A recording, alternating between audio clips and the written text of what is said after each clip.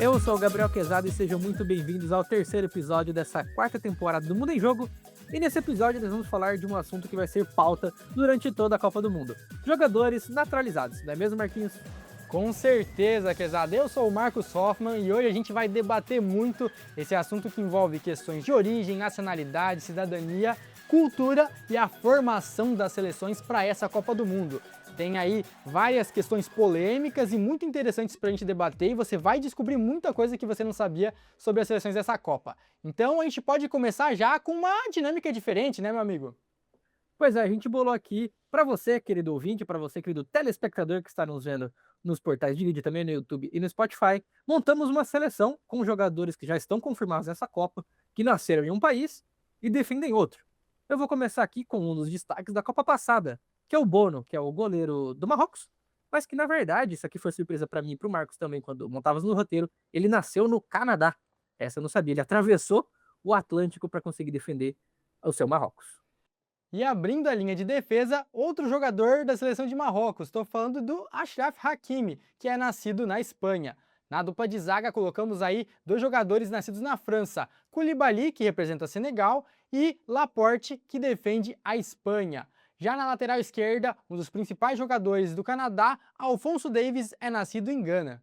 Pois é, e tem uma história curiosa aqui, Marquinhos, do Alphonso Davies, de que os pais do Alphonso Davies são da Libéria, país também do Jorge Weah, o único africano até então a ter uma bola de ouro. O Alphonso Davies nasceu num campo de refugiados de liberianos em Gana. Então ele tem uma dupla nacionalidade e defende um terceiro país. Então, o Alphonso Davies, ele é o nosso símbolo desse episódio, né? O Com cara que tá certeza. aí, que mistura tudo que tu introduziu ali no começo do episódio, que fala sobre questões geopolíticas, história, identificação com os países. O Alphonso Davies é um dos grandes jogadores. E já partindo para o meio campo, nós temos o Matheus Nunes. Tinha que ter um brasileiro nessa lista, né? O Matheus é daqui do Brasil, mas ele defende Portugal.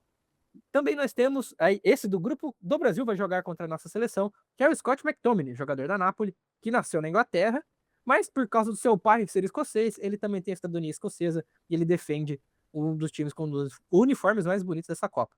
E para finalizar o nosso meio campo, o nosso camisa 10, com todo respeito aos outros jogadores, é o Brahim Dias, esse aí personagem da nossa última temporada, por ter perdido o pênalti mais bizarro da história da Copa Africana de Nações. Ele nasceu na Espanha, mas defende a seleção de Marrocos. Formando o nosso ataque, temos um trio poderoso, começando com o Iñaki Williams, ele que defende Gana, apesar de ter nascido na Espanha. E ainda tem a curiosidade dele ter o irmão Nico Williams, que realmente quis defender a seleção espanhola, a gente vai falar disso mais pra frente. O centroavante dessa seleção é ele, Erling Haaland, que apesar de defender a Noruega, nasceu em Leeds, na Inglaterra, porque o seu pai, que também foi jogador, o Alf-Inge Haaland, jogava no Leeds na época que teve o filho, então o Erling Haaland nasceu por lá, mas resolveu defender o país do pai. E do outro lado do ataque a gente pode colocar Michael Olise, o habilidoso jogador que também nasceu na Inglaterra, mas defende as cores da França. Inclusive esteve envolvido recentemente numa polêmica aí, que a gente vai falar também, explorar ao longo desse grande episódio, mas tá aí, a seleção tá formada e tá boa, hein? Pois é, Marquinhos, a seleção é forte e não me surpreenderia chegar no mata-mata dessa Copa aí, porque tem muito jogador bom. E a gente vai falar um pouquinho agora de conceitos teóricos da questão de nacionalidade. Nós temos o período de naturalização por residência, então é quando uma pessoa fica um tempo X no país, ela pode receber, a depender das circunstâncias e das leis daquele país, a cidadania de um país. E a FIFA também reconhece, dependendo do tempo de casa também. Nós temos a questão da diáspora, e a gente vai ver muito, por exemplo, em Curaçao, a maioria, ou se não todos, são nascidos na Holanda, mas por terem origens ligadas às ilhas aqui no Caribe, eles podem, e a FIFA liberou eles atuarem por Curaçao também, até porque às vezes não teriam chance na Holanda e tudo mais. E além disso, nós temos também a questão da dupla cidadania, que é quando, aí sim, o cara nasce num país, mas ele tem parentes, origens em outro país, e ele consegue essas duas cidadanias. Aí eu vou dar um exemplo pro pessoal aqui, porque eu tenho cidadania italiana, meu bisavô era italiano, Olha só. a gente entrou com os processos ali no governo da Itália, e eu também sou um ítalo-brasileiro, porque nós temos Cara, aí. eu quero aproveitar esse que tu falou, esse gancho. Curioso, eu não sabia disso, Quezada, então é um ítalo brasileiro e eu adoro esses gentílicos É de maravilhoso. dupla nacionalidade. Ítalo brasileiro, luso brasileiro, franco-argelino. Cara, é muito bonito essa, Nipo né? brasileiro é o mais legal, a Qual? comunidade do Japão. Nipo brasileiro. Nossa. Hashtag fechado com o Japão. Comunidade nipônica do Brasil aqui, ó. É o melhor gentílico que tem. Mas então, Quezada, agora que eu descobri que tu é ítalo brasileiro, se você fosse um jogador, você que é um grande goleiro, né, do futebol de várzea, Obrigado, Marquinhos. Você tá lá, né, fazendo sua carreira e a seleção brasileira não te dá muitas chances. Você defenderia a seleção italiana? Olha, pensando que a minha concorrência seria o Donnarumma e o Alisson, em cada uma das seleções, eu acho que eu prefiro ser goleiro reserva aqui no Brasil, né? Pelo menos eu tô na Copa. Tem essa questão aí. Com todo respeito, adoro muito a seleção da Itália, torço muito aqui diretamente de Joinville, Santa Catarina, quando tem Eurocopa, eliminatórias, enfim, mas eu acho que eu ia ficar com 5 estrelas, né? Não é qualquer um que tem isso aí, então Muito vamos aqui, de patriota, muito penta, né? O patriota. único penta é o Brasilzão, não tem jeito. Tá certo, tá certo. Agora que já sabemos aí o seu amor ao Brasil, pode continuar com a explicação. Então, pra gente finalizar aqui, Marquinhos, vamos sintetizar tudo isso em 2 conceitos. O primeiro, que é o jus solis, que é quando a pessoa nasceu naquele país, ele tem direito de cidadania, ok? É o E caso nós do temos Brasil, né? No Brasil é assim que exatamente. funciona. E nós temos o jus sanguinis, que é quando a pessoa tem um parente direto que nasceu em um país, ela tem o direito a receber a cidadania desse país, mas um dos conhecidos é o Japão, e quando você tem um pai ou uma mãe japonês, você é um cidadão do Japão também. Exatamente, Quesada. Muito boa essa explicação, porque ela determina aí, né, todo o assunto que a gente vai discutir, entender como funcionam essas questões do atleta poder defender, né, um país, sendo que ele nasceu, ou sendo um que ele tem origem familiar, um que ele residiu, tem todas essas questões. Independente da escolha, do qual caminho o jogador vai seguir, ele não é menos cidadão daquele país do que os outros por todas essas questões, né? Mas agora vamos começar a falar de uns exemplos interessantes, porque os pioneiros aí de atuar por um país diferente foram uns caras aí bem grandes, tá? Começando no futebol lá de antigamente, quando Di Stéfano, Puskás e Mazzola defenderam múltiplas seleções, o que causou inclusive mudanças na FIFA. Olha só o caso do Di Stéfano. Ele defendeu a Argentina, que foi o país onde ele nasceu, depois também a Colômbia e a Espanha, porque na época você podia jogar pelas seleções de países onde você disputava o futebol de clubes. Então o Di Stéfano defendeu 3 seleções diferentes. O Mazzola, que foi campeão da Copa do Mundo de 58 com a amarelinha, com a seleção brasileira, veio depois em 62 a defender a seleção da Itália, também uma mudança aí bem marcante, assim como Puskás, o craque húngaro, que também defendeu posteriormente a Espanha em outra Copa do Mundo. Então esses casos aí foram muito emblemáticos e a FIFA viu que estava acontecendo aí uma série de contratações por meio, né, dessas trocas de países, que era mais fácil nessa época, então eles restringiram bastante a partir dali e começou a ter regras mais rígidas para naturalização. Pois é, e só um pequeno parênteses, aí a influência do Real Madrid nessa história, né? O Di Stéfano e o Puskás, ambos parceiros de ataque do Real Madrid, a Espanha querendo ser campeão do mundo, colocou os dois pra jogar junto e perderam pro Brasil. É, a melhor parte é essa, né? Ainda perdendo pro Brasil. Roubado, roubado, mas eu não ligo, eu não estava lá.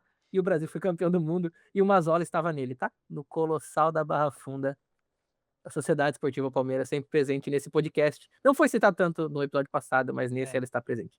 Sempre, E, sempre importante o Quesada citando seus times no podcast. e por falar no rigor que a FIFA tinha, a gente vai para um dos personagens principais desse episódio, um dos grandes temas, que é a regra Munir. Quem não se lembra desse jovem garoto lá em 2014, no FIFA 14, que era extremamente bugado, uma das promessas do Barcelona, o cara que era para ser o reserva do Messi e ia substituir a altura, talvez uma dos maiores jogadores da história, e que na época estava no seu auge. O Munir, estrela do Barcelona, nascido na Espanha, ele teria sido chamado em 2017 pela seleção marroquina, mas pelo fato de ter jogado 30 minutos com a seleção espanhola, a FIFA falou: nananina não, meu amigo. Está proibido pelas regras e a FIFA era rigorosa nesse ponto. Então, por 30 minutos, o Munir foi proibido de jogar por outro país, ele potencialmente poderia disputar uma Copa. Aí Marrocos entrou com processos, teve toda uma discussão e a regra mudou, não é mesmo, Marquinhos? É isso aí, por causa desse caso do Munir e uma ação judicial de Marrocos, acabaram mudando essa regra para que não fosse só um minuto que tirasse um jogador de outra seleção. Então, com a regra atual, os jogadores podem trocar de nacionalidade se eles tiverem feito no máximo 3 jogos pela seleção principal e esses jogos terem ocorrido aí antes dos 21 anos e não podem ter jogado nenhuma fase final de Copa ou torneio continental. Então, agora com essas regras aí tá mais bem definido, né, para que tenha uma flexibilidade um pouco maior nessas trocas de nacionalidade. Mas o que eu acho curioso em toda essa história é que o Munir, que foi o pivô aí de toda essa mudança, acabou ficando fora da Copa de 22, onde aí sim ele já poderia ser convocado, mas depois de todo esse tempo ele já não tinha se destacado tanto, né, demorou para correr esse processo, e daí o Red Hag, técnico marroquino, optou por não levar ele para a Copa. Pois é, curioso, né, porque daí ele faria parte talvez talvez não, né, do que foi o elenco africano a chegar mais longe numa Copa. Marrocos ficou em 4º lugar, perdendo a semifinal para a França e depois a decisão de terceiro e quarto para a Croácia. Não sei se ele seria titular no lugar do Ziyech, com todo respeito. O Ziyech também que é um desses É. exemplos de jogadores que nasceriam um país e defendem outro, Sim. mas sei lá, ele poderia estar lá, né, ele podia botar no currículo ali que ele é um dos maiores jogadores que fizeram história na Copa, enfim. E o caso do Munir, ele exemplifica um fenômeno, um movimento muito presente que está acontecendo hoje, que engata com o que a gente conversou um pouquinho antes, que é a questão da diáspora, né? As seleções hoje consideradas periféricas, ou seja, que estão fora da Europa, elas buscam jogadores que tenham relação com o seu país. Marrocos é um grande exemplo disso, nós temos o Hakimi, o Brahim Dias, o Ziyech, o próprio Munir.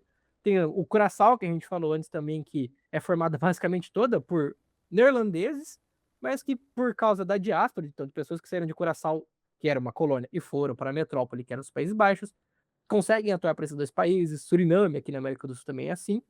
E isso conversa um pouco com a questão da geopolítica, que esse mundo todo globalizado e conectado, né, Marquinhos? Com Então, certeza. jogadores que as federações, na verdade, que buscam jovens talentos que talvez não tenham tanta identificação com esse país, que tenham pais que saíram de um país e foram para outro, e que talvez não tenham chance numa seleção, mas que podem desempenhar pela outra, inclusive até garimpa alguns talentos bem relevantes.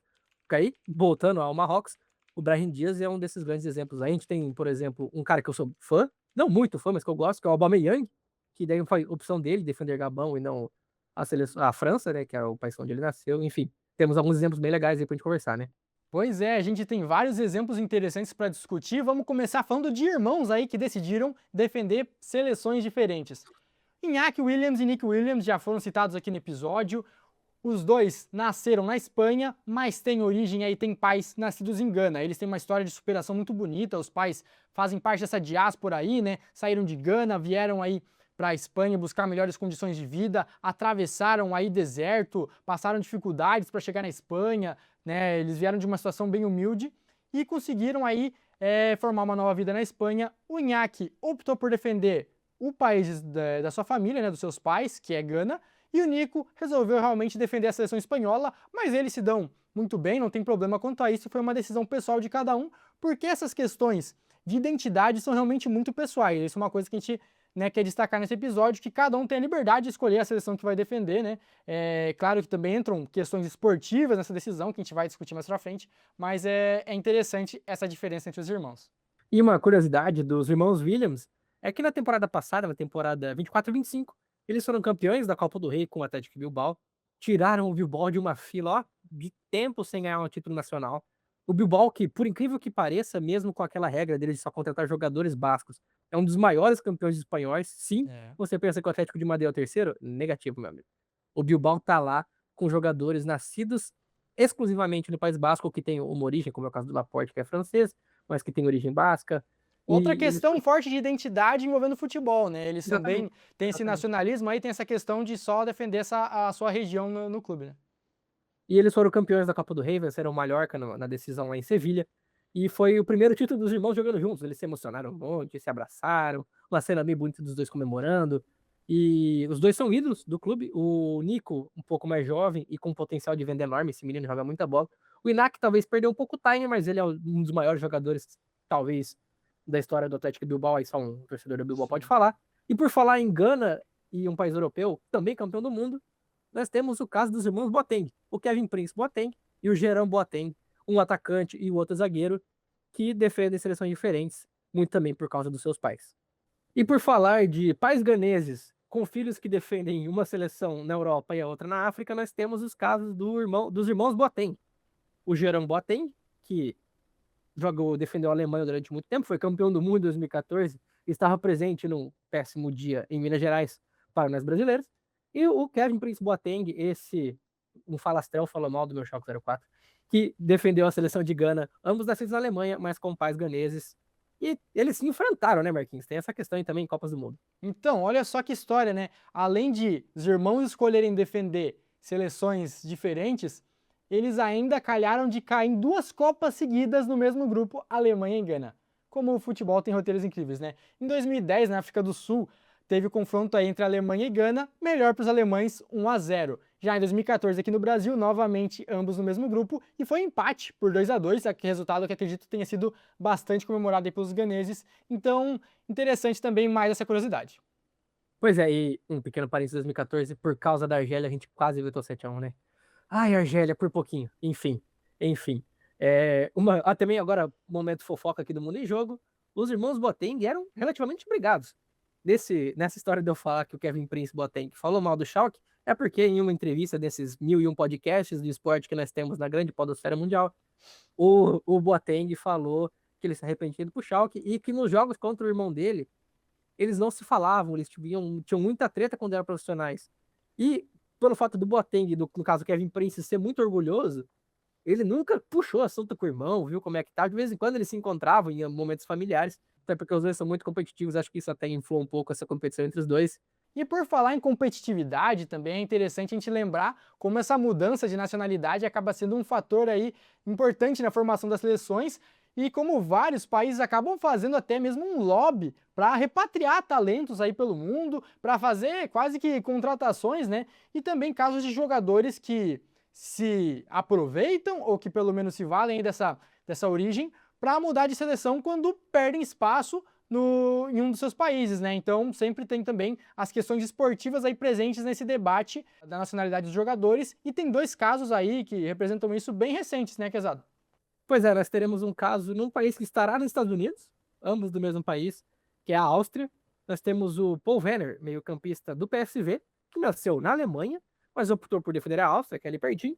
E nós também temos o caso do Kearney Chukwuemeka, jogador meio-campista também do Borussia Dortmund, que nasceu na Inglaterra, jogou até pelo Chelsea, se eu não estou enganado, mas que defende agora as abelhinhas de Dortmund, e ele também defende a Áustria, conseguiu a cidadania austríaca. Os dois estarão nos Estados Unidos, e são dois casos desses que o Marcos estava exemplificando. Os dois não terão chance na seleção. O Werner, com todo respeito, nem pegaria banco na Alemanha. E o Chukwuemeka, dentro desse sistema do Turro, não funciona.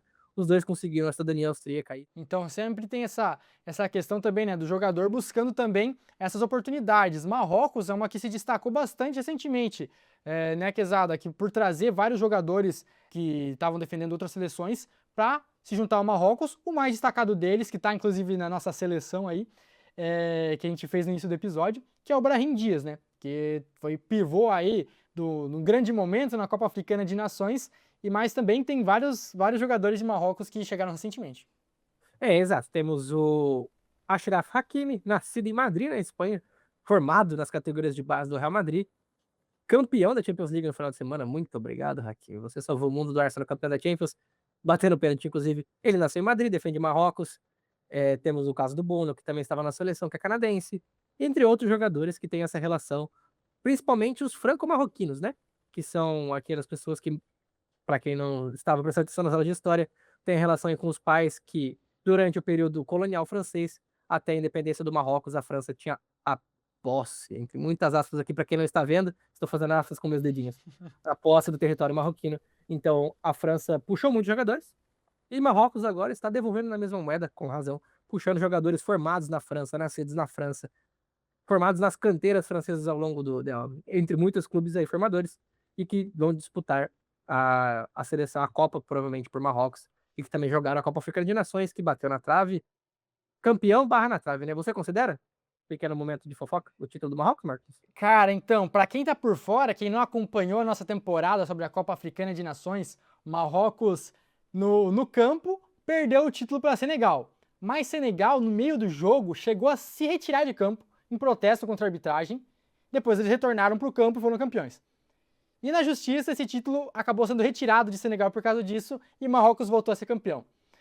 Para mim, sempre a prioridade é que vale no campo. Se eles voltaram a campo e o jogo continuou, para mim tinha que falar que foi decidido em campo, então para mim o título é de Senegal. Justo. Agora... Estou fechado com você, Marcos. Boa, que exato. E a gente falou do Brahim Dias, né? Ele que perdeu o pênalti nessa decisão também, né? Espero que, se tiver um pênalti contra o Brasil, que seja Brahim Dias na bola, que deu uma cavadinha pavorosa e desperdiçou o título de Marrocos. O Alisson não pega pênalti. Tem esse probleminha aí, né? Tem que pôr o jacaré. Ai, goleiro pegador de pênalti tá difícil na nossa seleção.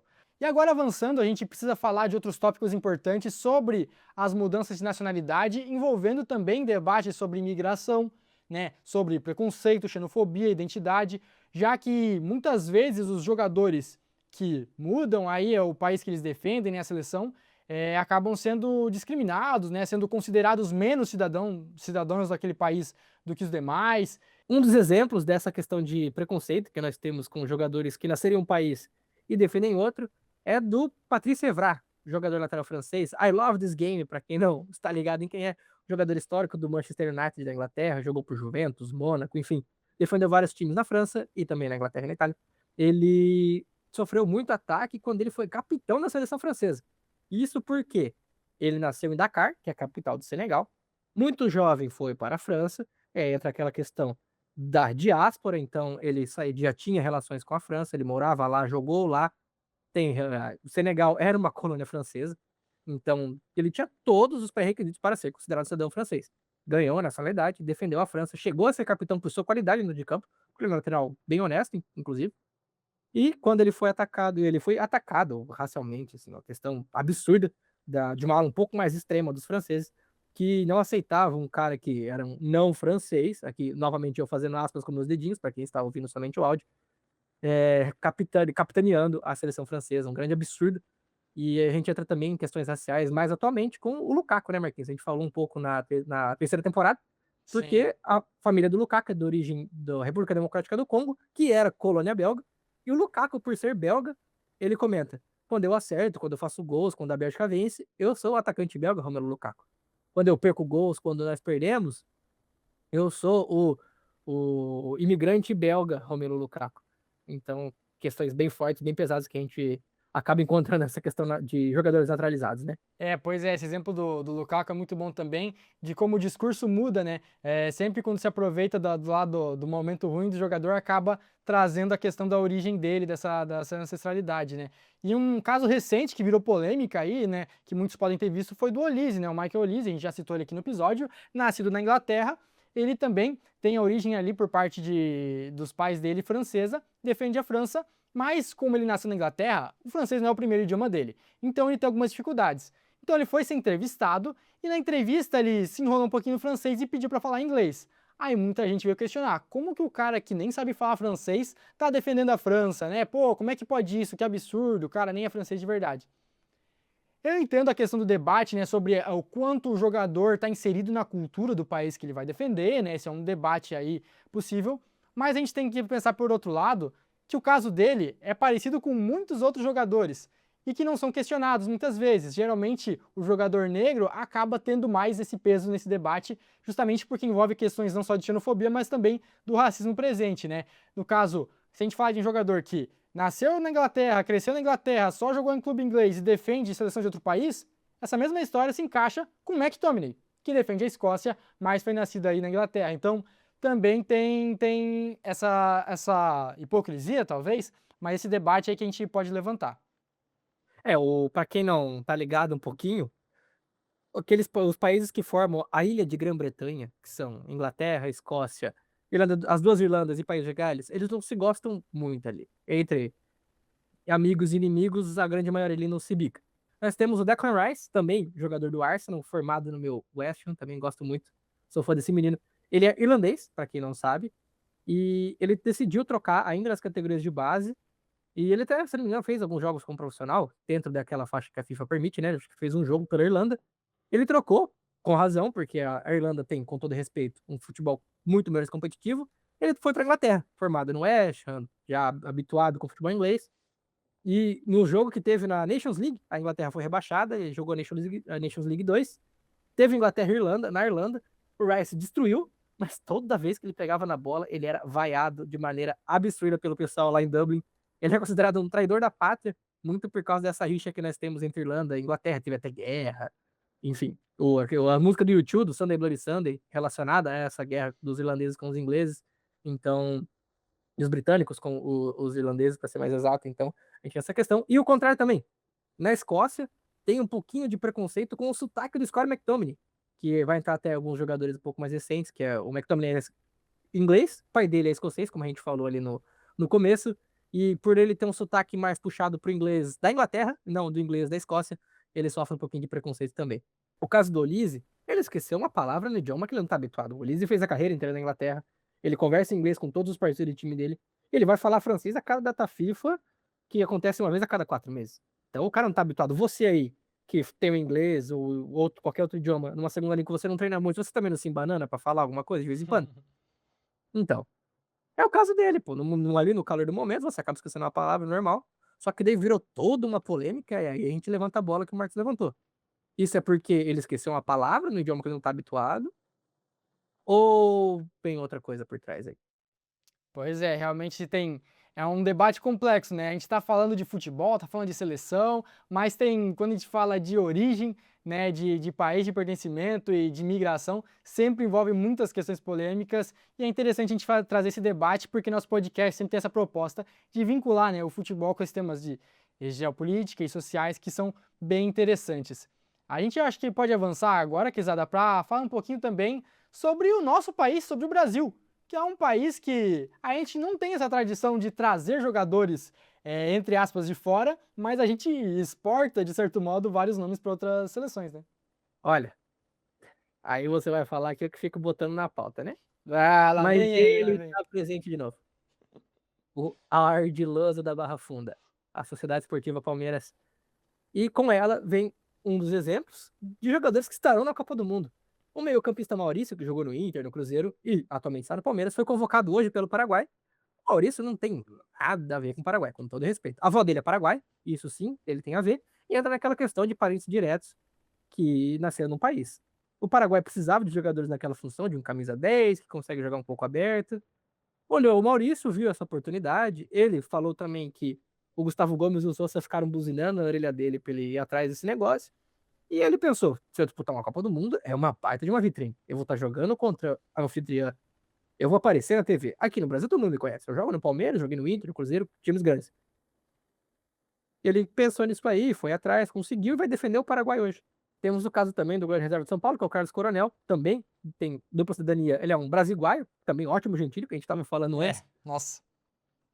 E alguns outros jogadores, como o caso do Matheus Nunes, que também estava na nossa convocação, que é brasileiro, mas defende Portugal. Portugal também exporta bastante jogador nosso, né? Parando para pensar aqui, Sim. Pepe, Deco, o Otávio, que jogou no Inter, que também tá lá no Liedson. Alpha, o Liedson, com certeza. E isso que a gente não quer nem falar de um certo país tetracampeão do mundo, que nem pra Copa não vai, né?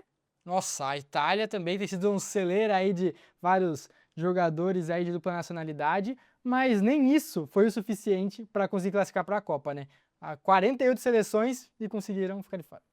E também, Marquinhos, uma coisa que a gente pouco comenta é do mercado asiático que importa muitos talentos brasileiros, né? Nós Sim. temos alguns casos como o do Emerson Sheik no Catar, tem o Lucas Mendes também, que tem a nacionalidade qatari, e na China tem o Elkson, que jogou no Botafogo, o Aloysio Boi Bandido, ambos com nacionalidade chinesa também. E nesse caso dos Então, chineses tem essa peculiaridade, né? Que quando eles vão para lá, eles têm que adotar um nome chinês também, né?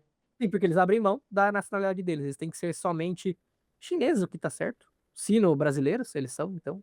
Também o ótimo gentili, que o chinês é sino, pra quem não sabe. Mas a gente pode falar de um caso curioso, porque o Andréas Pereira, também do meu Verdão, E da gênio, Bélgica aqui, ó. nascido na Bélgica, que está com a sua camisa aí, ele nasceu na Bélgica porque o pai dele atuava lá.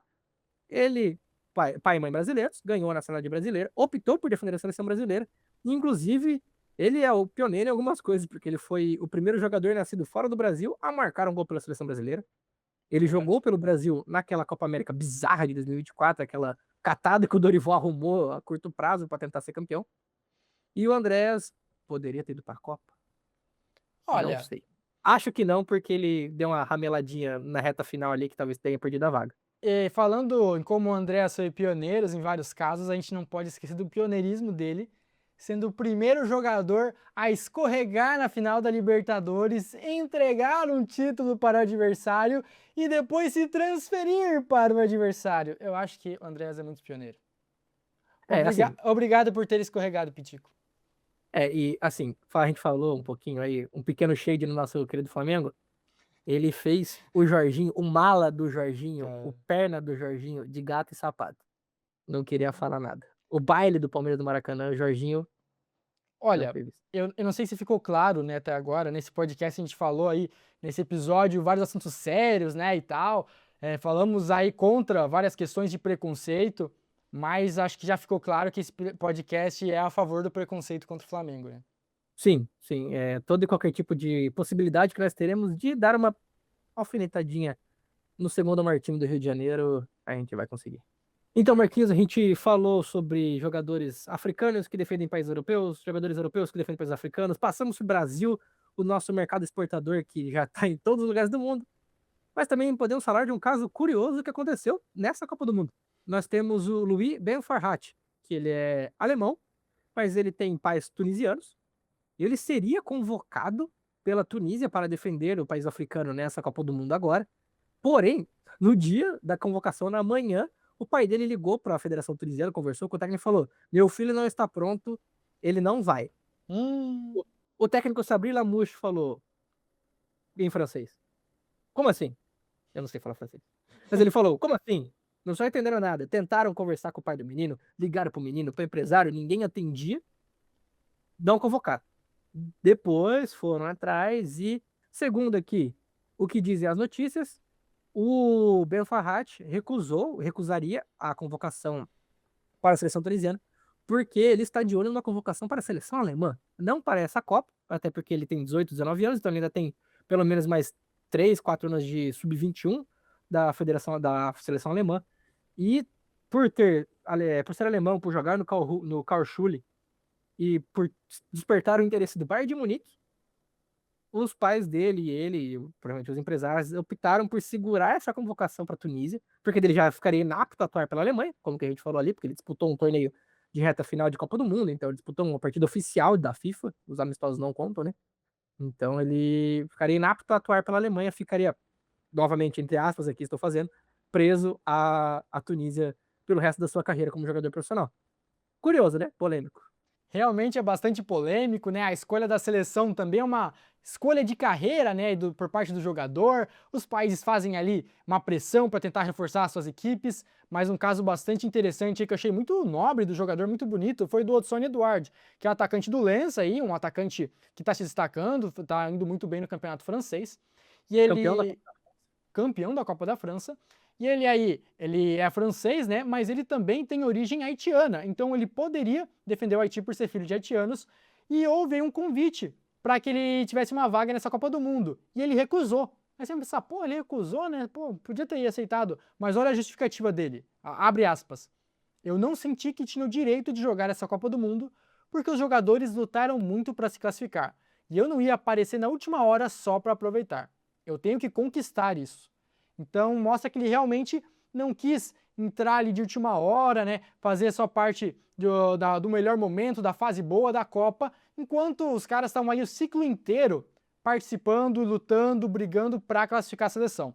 Tem vários casos de jogadores que entraram agora na véspera da Copa para se naturalizar. A gente citou aí o Chukwuemeka, né, da Áustria, o Maurício do Paraguai também. É um direito deles, né? Não vamos tirar isso deles. Mas eu acho bonito quando o cara realmente preza por fazer parte daquele país, daquele projeto, e não só se aproveitar na hora de uma Copa do Mundo. Pois é, bem legal. O Eduardo fez uma temporada muito boa pelo Lens. O Lens foi vice-campeão francês e campeão da Copa da França. Se eu não me engano, o primeiro título de Copa da França deles. Ele talvez até tenha feito o gol na final, não tenho essa informação, não me lembro. Mas bem legal e bem nobre da parte dele. Ele jogaria contra o Brasil, inclusive. É verdade. Tá no nosso grupo, né? A gente falou bastante aqui de Marrocos, que tá no grupo do Brasil. O Haiti também vai ser nosso adversário. Para você ver que o grupo do Brasil facilitou muito a nossa vida nesse podcast, porque nós temos questão do McTominay na Escócia, nós temos os jogadores brasileiros que jogam fora e o Andrés que poderia estar nessa Copa, os marroquinos que aí deram bastante conteúdo pra gente, e o caso do Eduardo no Haiti. Além de que tem vários jogadores do Haiti que nasceram na França, mas que por das questões da diáspora retornaram agora para defender o seu país de origem, o país de origem dos pais deles. Destaque, rapidinho, Marquinhos, pro Belegrade, que é jogador do Wolverhampton. Ele é francês, nasceu na França, mas optou por defender o Haiti, estava presente no ciclo para a Copa, e esse sim, muito provavelmente estará em campo contra o Brasil no dia 19. E a Copa já está chegando, a estreia do Brasil é logo ali. Dia 19 enfrentamos o Haiti, no dia 13 já tem jogo contra o Marrocos. Vai ser bom demais, você fica ligado aqui no Mundo em Jogo que vai ter muito conteúdo bom. Espero que tenha gostado desse episódio e comenta aí o que você achou mais interessante, mais curioso desse episódio e qual jogador que você gostaria que se naturalizasse brasileiro. Ó, posso falar? Fale. A peça que falta nessa seleção jogará contra a gente dia 13. Achraf Hakimi. Caraca! Era uma O boa, hein? que, o que esse maluco ia voar na mão do seu Carleto? Olha, realmente a nossa lateral tá bem deficitária, o Hakimi ia fazer um estrago ali. Eu já também pensaria, talvez, na esquerda, trazer um Nuno Mendes de Portugal, seria legal. Ou mesmo trazer um meio-campo aí, outro português, o Vitinha, arrumaria nosso meio-campo e um cara de circulação de bola. Ou se fosse pensar no Astro, tem um atacante aí, o Mbappé, também seria titular da seleção. E você, deixa um comentário aí quem você preferiria. É, assim, pensando em vestiário, eu não sei se o Mbappé seria a melhor das escolhas, tá, Marquinhos? É, tem esse lado, né? Luiz Henrique aí viralizando agora, né, com os cortes dele falando dos problemas do Mbappé. Mas a gente vai falar muito da França em um episódio especial, tá? Pequeno spoiler para os nossos ouvintes. Teremos episódio especial aí, fica ligado. E como você vai ficar ligado? Acompanhando o Mundo em Jogo, tanto no seu agregador de podcast preferido, aqui no YouTube, para você nos ver os nossos rostinhos aqui, nossas reações ao vivo. Você pode ver também no seu agregador de podcast preferido e também no Instagram, @Mundo em Jogo, produzimos conteúdos muito legais. Demos aí uma leve viralizada pro nosso querido tamanho. Tivemos discussões nos comentários também, hein? Sim. A gente sabe quando a gente tá no caminho certo e quando tem pessoas que discordam dos nossos comentários. Sempre bom ter um haterzinho, né? Inclusive, falando aqui ao vivo agora pro Quesada, a ideia da gente futuramente fazer uma leitura aí dos melhores comentários, tá? Olha, Então, convido você a deixar seu comentário positivo, negativo, hate, elogio, que teve umas pedradas que soltaram que seria legal a gente comentar. obviamente não queremos processo, então ninguém será identificado, a menos que você peça, podem me identificar, não processarei vocês. O medo aí, o jurídico do Mundo em Jogo tá alerta. Pois é, e Marquinhos, encerrando aqui o nosso episódio, foi muito legal esse terceiro episódio, uma pauta fenomenal, muito importante, e que vai, como a gente comentou no começo, ser assunto durante todo o Mundial. Eu te peço aqui os nossos queridos ouvintes, e como palavra final, antes de passar para você o destaque final, acredite, ele está cada vez mais próximo. Já vai pensando aí onde vai ficar a sexta estrela, hein?